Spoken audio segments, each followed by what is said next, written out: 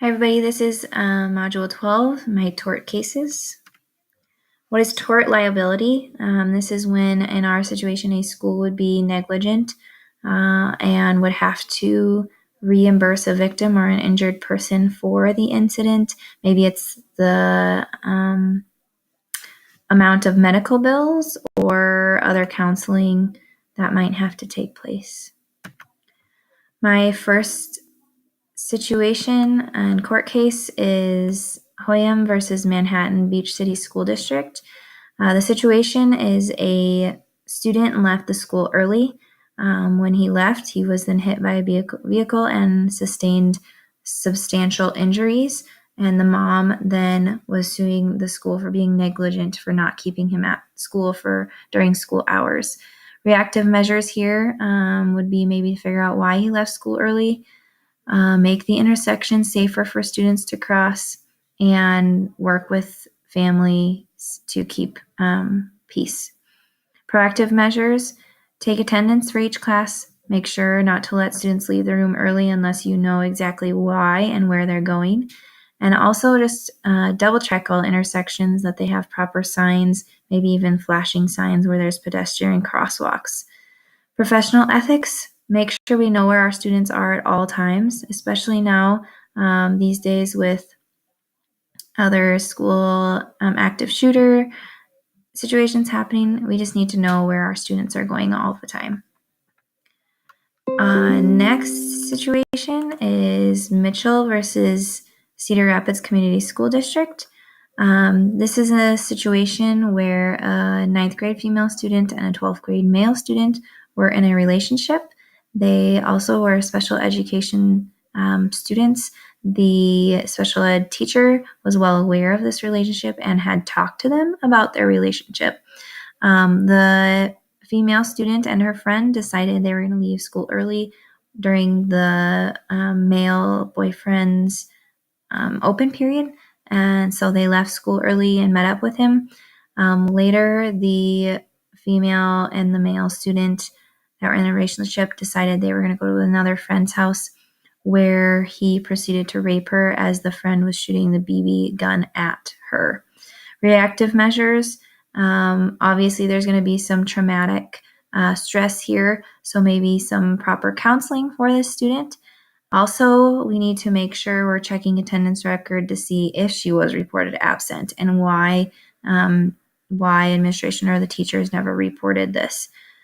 Professional ethics we can take here. We also need to know where students are at all times. We need to use attendance as a communication tool between parents and administration and teachers, making sure students are not leaving school without permission.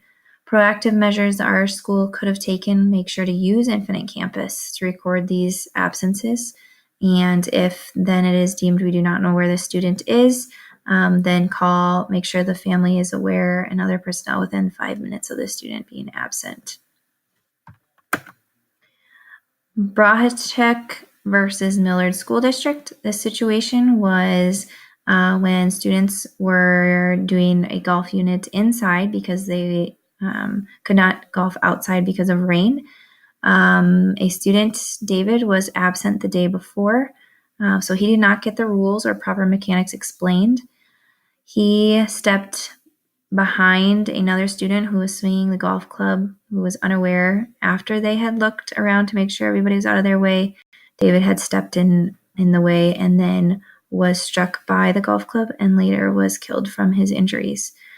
Reactive measures here: maybe golf needs to be removed from an indoor activity. Maybe it's just not a safe enough activity to be within close proximity. Maybe deeming that only one person can hit the golf ball at a time.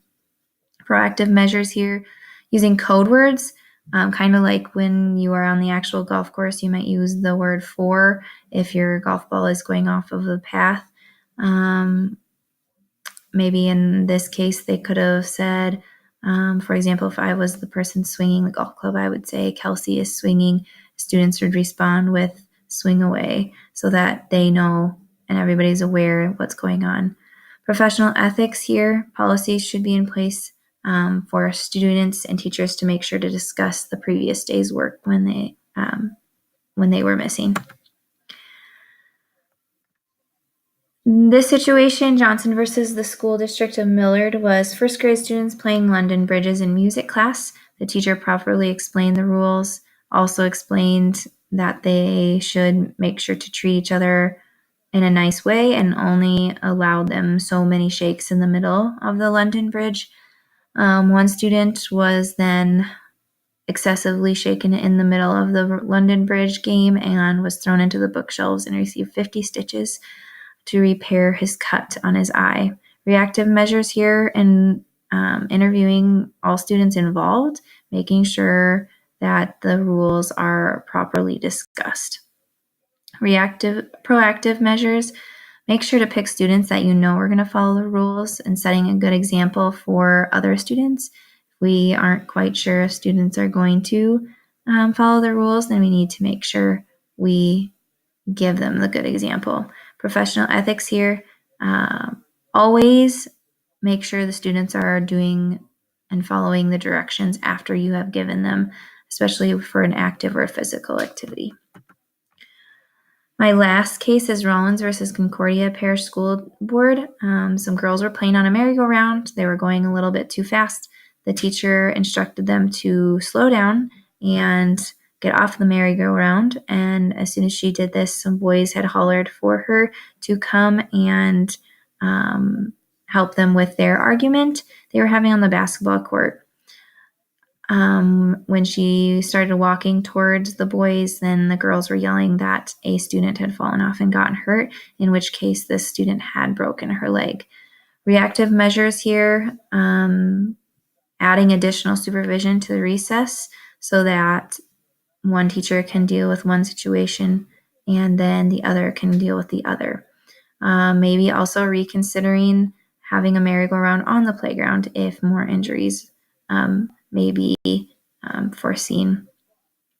Proactive measures, make sure you deal with the situation that is potentially dangerous before going to a lesser issue, making sure everybody is safe before leaving the situation.